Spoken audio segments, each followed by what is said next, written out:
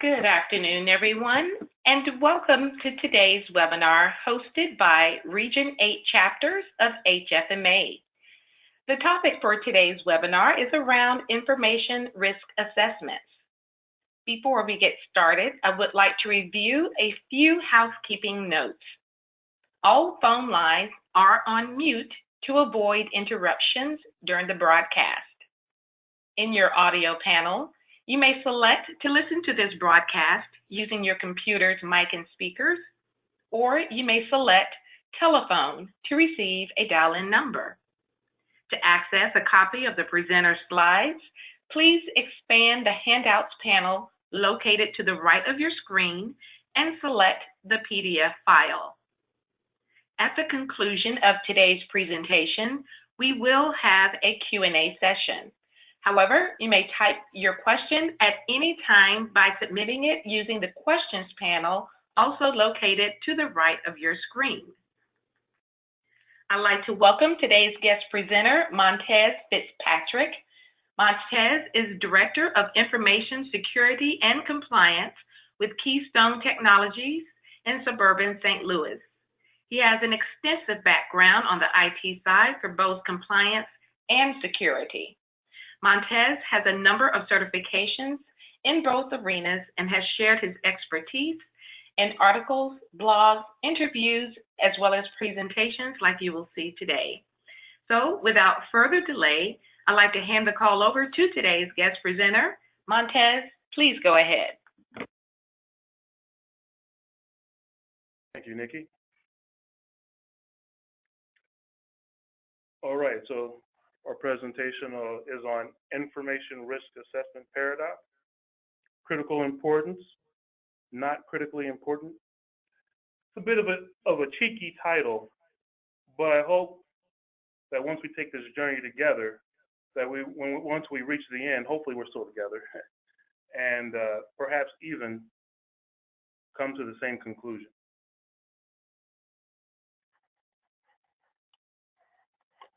My goal here is to help reshape how you think about handling information assurance in your company.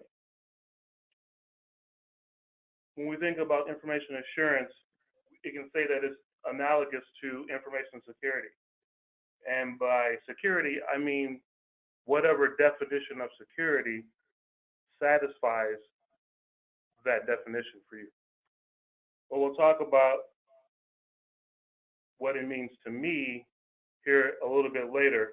But for now, let's go ahead and work with whatever preconceived notion that you have for what makes your environment secure. That's what we'll be working with. This particular presentation is centered around risk, and risk from an information compliance, information security stance is what I find that I spend the most of my time talking about and the most of my time deliberating with individuals in engagements. So risk will be explored from the context of information assurance. That's our domain.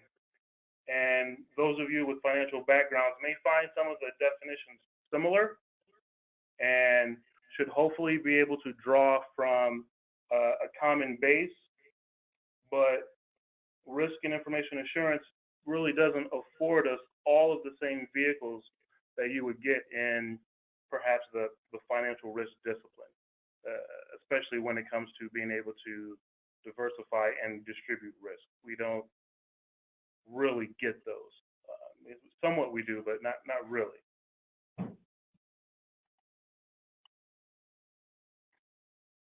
So system evaluation of risk will be broken down into these three particular subparts. It's analysis, management, and assessment. So risk analysis, risk management, and risk assessment. We'll really dive deep into those here in just a minute, or deeper, I should say. They are all a dynamic part of a greater whole, and risk assessments themselves are great tools.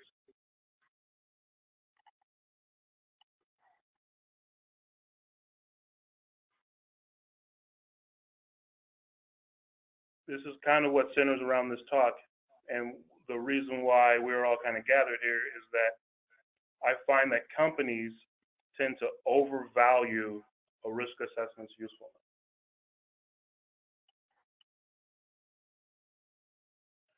And by overvaluing the risk assessment, they are often used to shape a company's entire security posture, and my assertion is that that shouldn't be the case. Risk assessments themselves, for better or for worse, they really just provide a lens to evaluate your company's security posture through a body of standards. So what does that mean? So it's just somewhat the how you prove it, right? How do you prove that you're secure? And just to hammer it home, again, to beat that dead horse, companies using risk assessments as the primary security driver will never reach information nirvana. They're just, whenever you start to align your security posture against risk assessments, there are far too many inefficiencies that take place with that.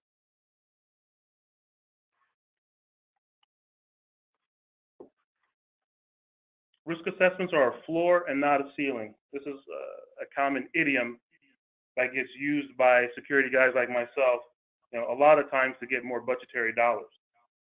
But using as a driver to get more budgetary dollars, nonetheless, this is something that is a bit of a true statement.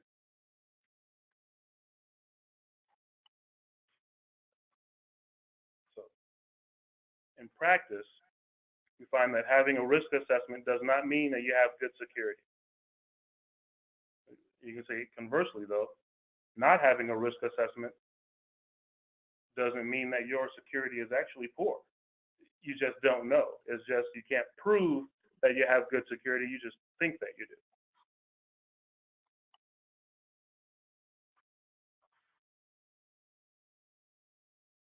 But again, leading the security program with risk assessments makes for a fractured, disjointed, and almost contradictory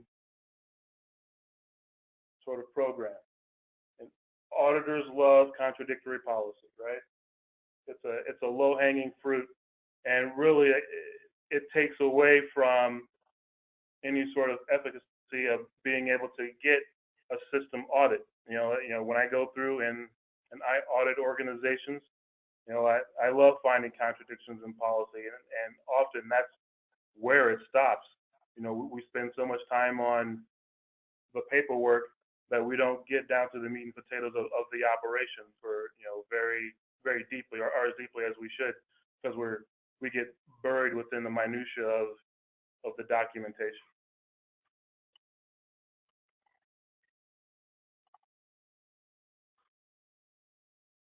So why is that? Well, I call it this next section, the hard why. This is something that took me a little while to realize, but compliance and security programs born in the hierarchical middle of an organization have no value.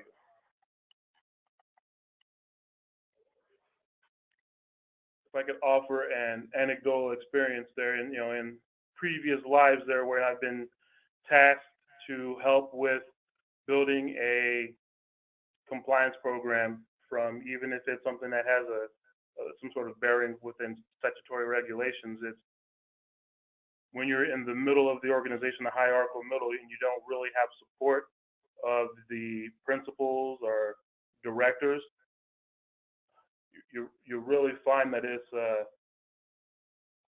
waste of time. And there's just no other way really to put it. It's a waste of time because nothing actually ever happens. The things that I found that I was missing in those past lives, that I found that I was missing two things. One was executive power, and two was strategic insight. It's hard to build a compliance or a risk program without any sort of strategic insight. In fact, I would actually say that's impossible.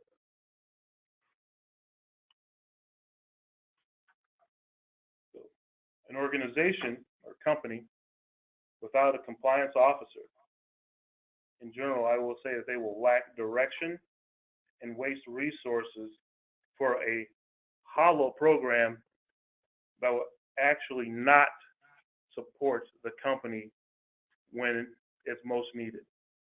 So we can spend our time developing a lot of meaningless trivialities, and when it comes down to brass tacks, when it's needed for us to stand on our compliance program, there is no substance there. There is nothing to stand on. And as I go to different organizations and help them with their compliance programs, and I look at what they had before, and oftentimes they're very proud of that, as they should be, because they worked on it quite a bit. There's just nothing there that can be used to really move themselves forward. They often get painted into a corner, or just so contradictory there that there's really nothing that can be done other than just kind of rip and replace.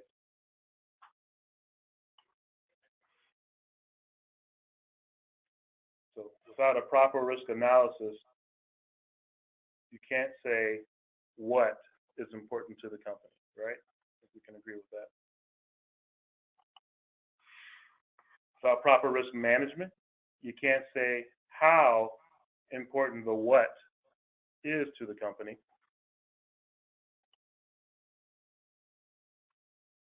Without proper risk assessments, you can't prove that you're right. So risk assessments in this scheme really come last. They are what you use to justify your security program, your information assurance model.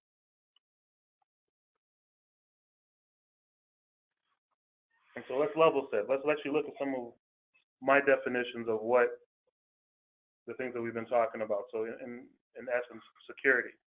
And so here's how I define security.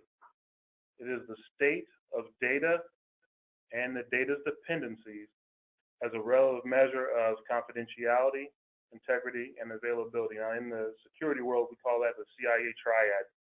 Love acronyms, and we love triplicate there, triples. And as it is used, stored, and transmitted. Okay, so let's think about that again. So what's really important here is the data. And so the data in its various states, and we have a relative measure. So what does it mean to us for something to be confidential? What does it mean for something to have integrity? It means it can't be modified, right? And then availability means that whenever we need to access that data, we can. And so as data is used, stored, and transmitted, those are our data states. And so data can exist in one of those three particular states. When I talk about a system, that's data and its dependencies as it exists in the environment. So now, as we talk about security, and I go back, security for an information security practitioner, when it comes to data, that's what's important. Not the server, not the network, it's the data. The data is what's important. Now that I found that this data is actually important, I look for its dependencies and look for interfaces.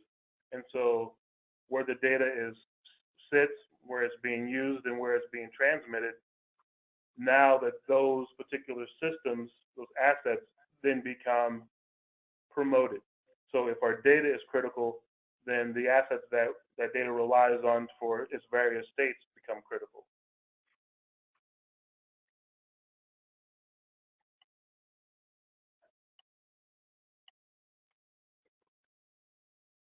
This is what risk means to me. Risk is an event which could compromise the security of a system. So the compromisation of the security, that anything that can take away from the CIA triad, the confidentiality, integrity, and availability of data in any of its states. Remember, it can be used, transmitted, or at rest. And as far of a system, and a system, again, is the data and any assets that are dependent upon it, the data for any of those states, use, transmit, or rest. Pretty simple. The mechanical sort of math definition is, the risk equals the threat times the impact. Sometimes you can use, for that's really kind of a matrix math kind of thing. And in reality, it looks very different, but we have to be able to take that difference from reality and be able to boil it down and distill it onto a sheet of paper.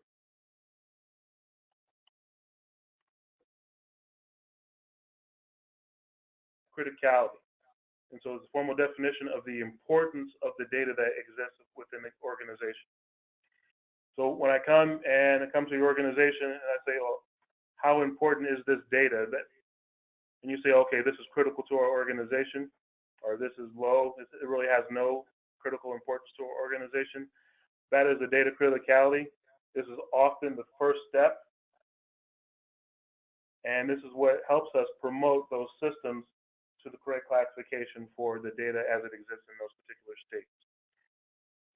This is the first step, and it is, I won't say one of the hardest steps, but it's probably the most difficult step to come up with on your own, would be to classify the criticality of each piece of data that you have in your organization.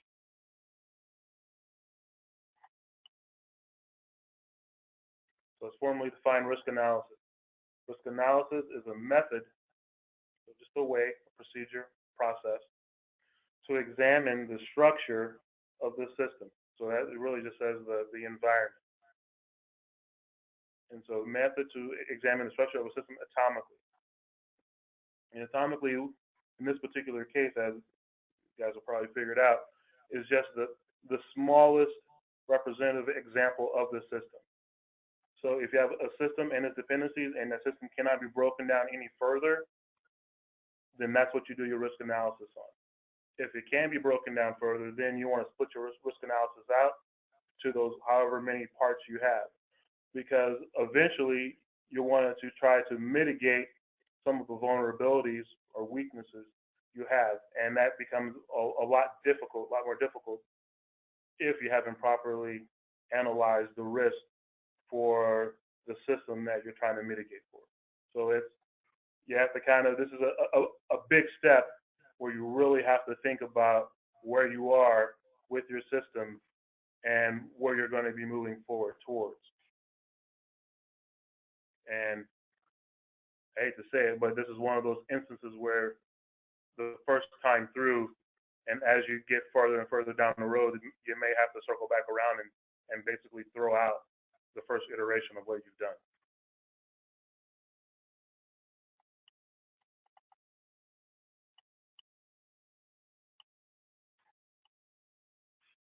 So risk management basically creates a methodology to normalize risks, and also it creates a process to document risk mitigations as well as for the acceptance of risk through your process. So it's methodology to normalize, and this is also where you create your mitigations there to basically try to either accept the vulnerability, avoid the vulnerability, or eliminate the vulnerability.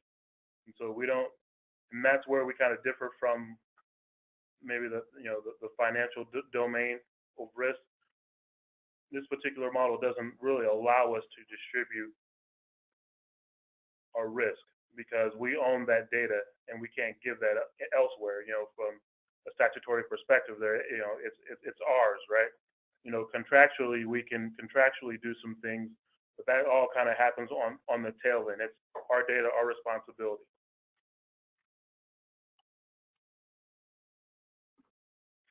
Finally, kind of circling back around a risk assessment, and really, if we were to formally define it, it's codification of a standard to evaluate the controls used to protect data.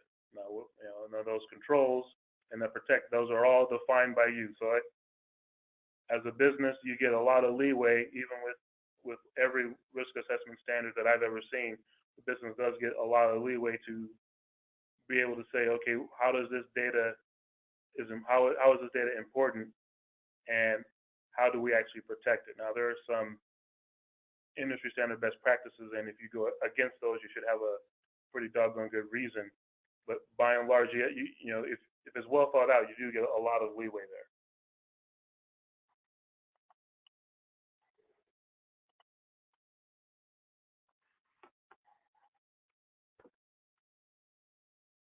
So the question remains, how do we build an information assurance program which has some value? And here's a problem with building building a security program around risk assessment. Because whoever drafted the regulatory statutes and the public policy, they do not, they embolden, not share your company's goals. So why would you create a major program, spend a lot of resources, time, and money for something around that really they don't have the same sort of downside that you do? It just doesn't make a whole lot of sense to me when you really break it down like that.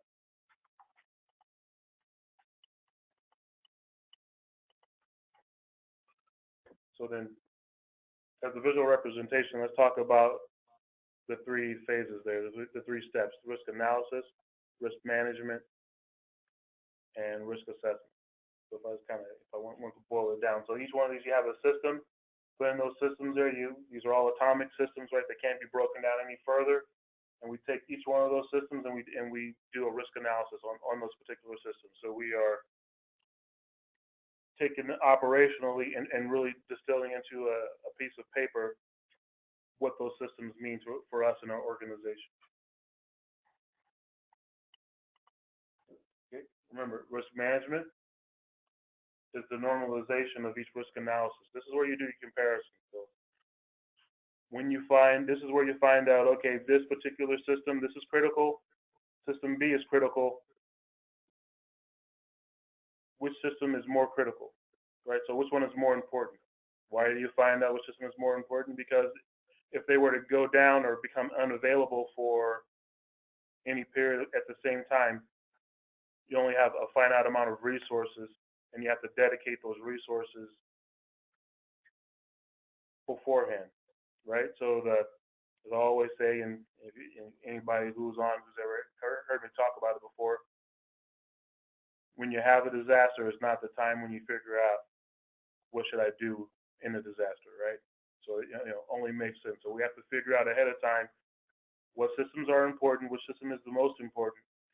And so when a disaster is declared, everything runs as if it's well-oiled, right? And so as we move things along, if I'm working with you and you're unavailable, but we already have a playbook of how to get these systems and a precedence for the criticality, then I don't need to ask you about which system is more important. We already know, right?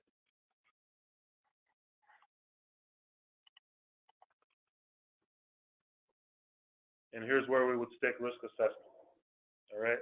As a very important but very small piece of the risk management, risk analysis pie, right? The risk.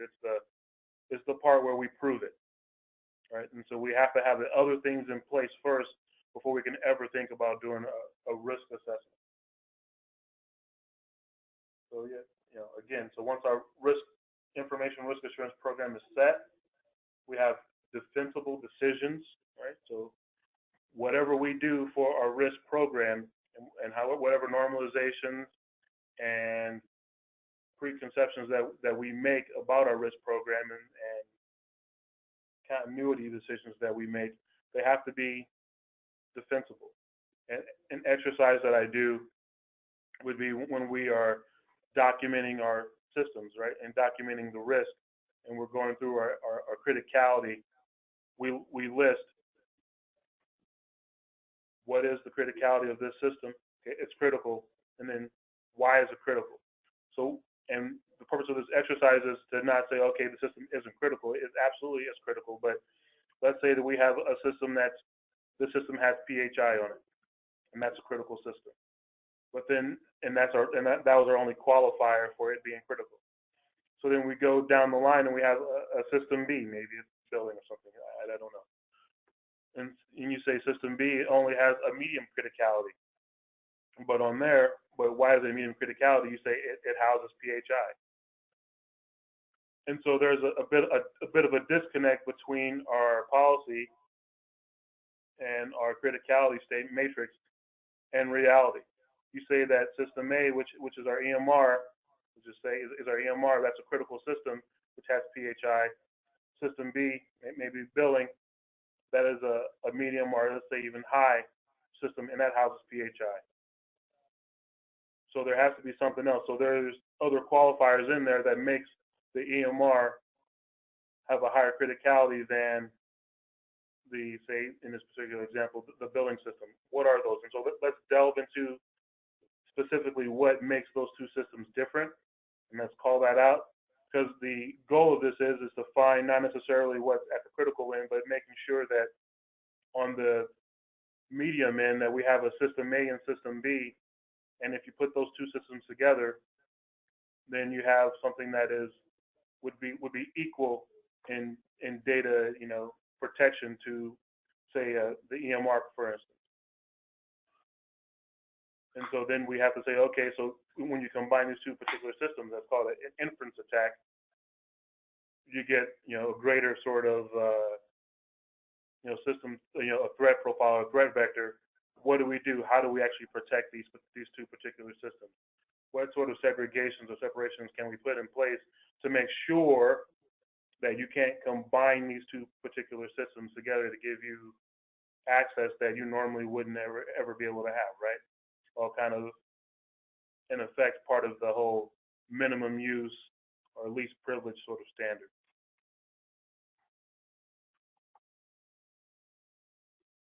Another thing, and so you'll say that, on this particular slide, there are the little kind of bubbles coming up, which are risk assessments.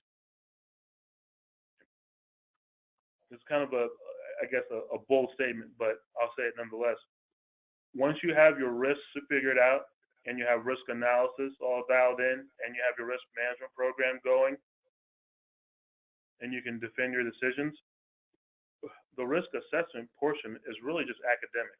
And so we should be able to install, once our system is working the way it should be working, we should be able to assess our system, our risk among just about any particular standard and be able to pass with minimal effort. That is the goal.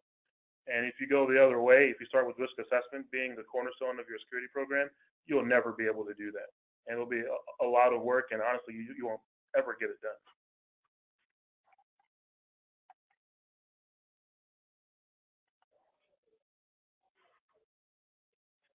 And so that is, somewhat of a quick presentation here. If you want to contact me, my email address is listed here, mfitzpatrick at Keystone Technologies. And I know sometimes it can be kind of tough to really kind of get in there and look at, okay, well, how do we, talk to this person? And here, I've got some icebreakers. This is only this risk portion is only a small part of a much bigger operation, right? So something you can lead with is, how does the compliance office manage risk for all the other departments in the organization? How do we set parameters for assigning risk? That is the criticality portion, right? We really didn't talk about that too much. How do we set up policies and procedures without failing? This is something that comes after you do the risk portion, right? So this is the rest of the paperwork before we get into the operations side. And then what steps should I take to start or restart our compliance program? And this is really an agnostic thing with me. I'm not, drumming up business there. This is something I'm trying to help you get yourself restarted with compliance and going forward with your own program, irrespective of whichever help that you use. All right, Nikki, back to you. Thank you, Montez. A lot of information at a great pace. I think that certainly should help make it a lot more digestible when you get into topics like this. So before I take our first question, I would like to remind everyone to type their questions into the questions chat panel located to the right of your screen, and we will take as many as time will allow. I will go ahead and answer the first question about accessing the slides, so no need to wait. You can access them right now by expanding the handout section to the right of your screen and clicking on that PDF icon, and you can gain access and save that onto your local drive. All right, so our first question is, how often should one perform risk assessments in a company? Well, I guess kind of the old really way of thinking is, how often do you perform a risk assessment? That is typically annually. It's kind of hard to justify them not being at least annually or on a major change. Really, with my way, which is a little bit different, it's almost really a continuous integration. So you're kind of always performing risk assessments, or at least the compliance office kind of always has that in their mind. Moreover, let's say that you're going to be installing a new system, and this particular new system, let's say, for instance, if we're in healthcare, we're doing an EMR. And so we already have our policies and procedures set. We know our tolerance, our appetite for risk. Before that EMR ever touches our systems and interfaces with us, we would have already done a risk assessment. So we already know before that EMR or a piece of data or whatever it is ever touches our network, we have it built in all the way down to continuity of operations, disaster recovery, and incident response, how we're going to handle that particular system. And so it's kind of an inverted sort of way of thinking, but that's a great question. But I would recommend, whoever's interested in that, please, shoot me an email to talk more about that. Perfect. Thank you for that. This next one, let's just say there does not currently, hold on, I'm trying to paraphrase, and that's not a great way of doing it. In the absence of having risk in the title of our full-time employees, who would be the ideal person or ideal role to perform a risk assessment? Ooh. So if someone, I guess, if they split. Okay, so there's really kind of two. Oh, I'm sorry. Go ahead, Nikki. No. You go ahead. You go ahead, Montez. Okay, so I was with you all the way up until the end, and so at the end we kind of took two different paths there. So one, the ideal person in an organization, to take on compliance, would be compliance officer would be if you have anybody who handles general counsel. A lot of times they're the head of compliance. It really has to be somebody who can get executive power, right? So somebody that whoever's in charge doesn't mind assigning authority to that person, and they have to be able to work autonomously, right, within whatever bounds that are set by the principals or the board or whoever is assigning that. And they really have to have some sort of strategic insight. Now, as they are able to kind of gather consensus with the business owners, and I do recommend that, and that's another kind of a pitfall, is that everybody wants to be included, but for whatever reason, when we talk about continuity of operations, it becomes very isolated. And more often than not, the business owners are not invited to those initial meetings, and you just can't do it without them. And so you need to have somebody who can really gather everybody together with that, and be able to work those people together to be able to figure out, risk, especially when it comes to saying that one system is more important than another system, be able to really qualify those particular statements. Also, as far as when it comes to head of compliance, you need somebody who needs to be able to read, public policy and regulatory statutes, because they're going to be driving the initial way, those are going. So like, the head of compliance, they may not necessarily be writing the policy, but they're going to be keeping their eye on, okay, we need to, have an access control policy, and it needs to make sure it references, this particular regulatory statute and this particular state statute. And that's the person that really keeps their eye on the ball there. What person is that in your organization? I guess whoever it is that has, the most time available to do that. And then I guess lastly, and what was the last part of that question there, Nikki? I think you actually tackled it. Oh, okay, well, great. Because they were just asking specifically about a risk title or compliance title. So I think you kind of described the description of that person's role if those titles weren't in existence. Right, and I have a whole nother talk, which I guess I could have got into around the compliance office and the compliance officer, and really how you manage that from a strategic, operational, technical, and tactical sort of levels there, and then the people that you actually bring in, because you can't take it all on your own, and that would be again a great topic for whoever that was to email about. So. Perfect. In your first response, when we were talking about the frequency of risk assessments, you mentioned risk appetite. Can you shed any insight on how an organization might quantify that for themselves? Good. Yeah, actually, I can. So once it's kind of a risk appetite. That's somewhat of a nebulous concept, and really, you really can't get down into to breaking that down into codifying on a sheet of paper until you actually do those steps. So in a lot of those steps that I talk about, and I have this kind of a notion of a triple funnel there, and I don't have a slide on it, so just kind of if you follow with me, the first step is intelligence, and we're using the intelligence is basically figuring out your data. What is your data and what is it worth is kind of the first step. Then the second step in that same intelligence sort of level is finding out who are your adversaries and what are the capabilities. If you really want to kind of boil that down, that ends up being looking a lot like our definition of risk, right? So the threat times the impact, and so it was really nothing more than what is our data and what is it worth, and then what is our adversaries and what are the capabilities. That in and of itself flows into what I call risk, which is what we talked about today, from the risk analysis, risk management, and risk assessment.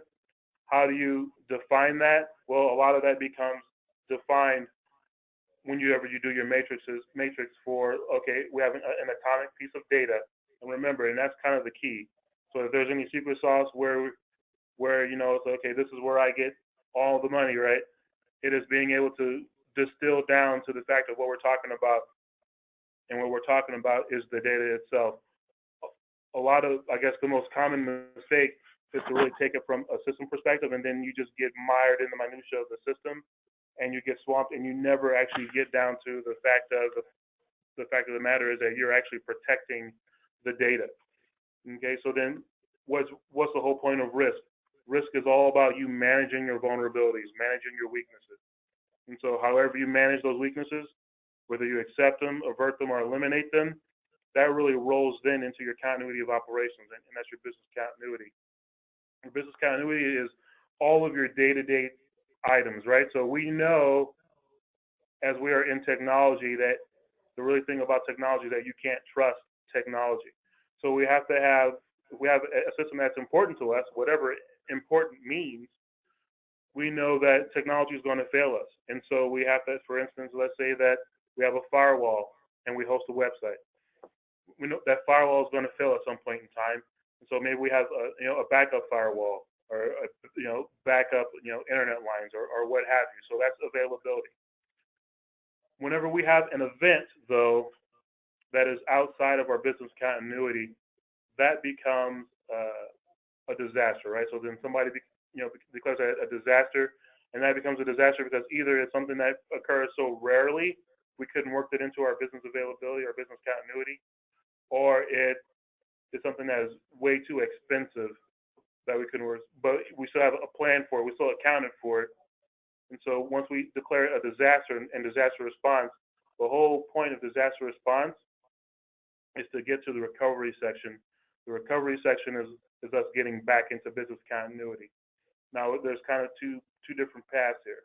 So once we have that, whatever that trigger was, that event, we have to think about, okay, we have our disaster response team, and while they're working towards recovery, we still have to do business, right?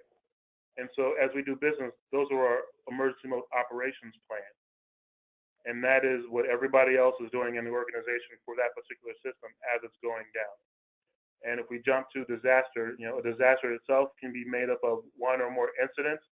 How you handle those incidents will be part of your incident, response team. And I guess, if we were to really look at business continuity and to say, okay, well, how do we go about planning for disasters?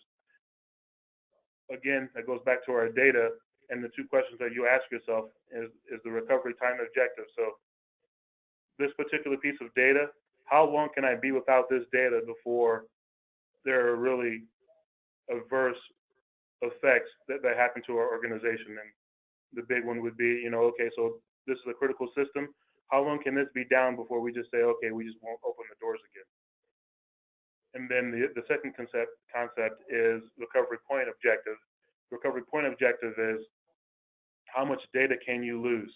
And this is always kind of a fun one for me when we go and I talk to executives, leaders of these particular systems. It's, for instance, let's say that you have a system or some data that you say, well, we can't lose more than 4 hours worth of this data because outside of that we can back it, we can re-punction or whatever this particular amount of data. And I say, okay, that's great. Then we go and we look and see, okay, well then for backup, which is the lowest hanging fruit for this particular data, well, how often is your backup retention schedule? Well, it's every evening. So you tell me that you can't lose more than 4 hours of this data. However, we only back up every evening. So we have a potential for losing, 8-hour work days worth of information, which you say is intolerable. So we either have to adjust reality and get more get a more frequent backup, or we have to adjust your expectation. More often than not, when I ask that question, what ends up happening is that, well, how much of this particular EMR data can you lose? And they say none. And zero loss on RPO is very, very, very expensive and not realistic for most of us, unfortunately. So kind of a long way around to answer that question, I guess. No, that's a very thorough response. Thank you for that. All right, it looks like I have exhausted the questions that have come in. So I do want to take this time to thank the HFMA members and healthcare community as a whole for joining this call. As you exit, you will be prompted with a survey, and we would appreciate you sharing any feedback about today's event, as well as what kind of topics you're looking for in future webinars as well. And you'll also have a chance to share the email or contact information for others who may have viewed this in the room with you. We want to make sure that everyone receives proper credit for viewing today's event. So thank you again to our guest presenter, Montez Fitzpatrick of Keystone Technologies. We really appreciate you taking the time to prepare and share this information with our audience today. And then on behalf, thank you. And on behalf of HFMA Region 8, we do want to thank you for joining, and have a great afternoon, everyone.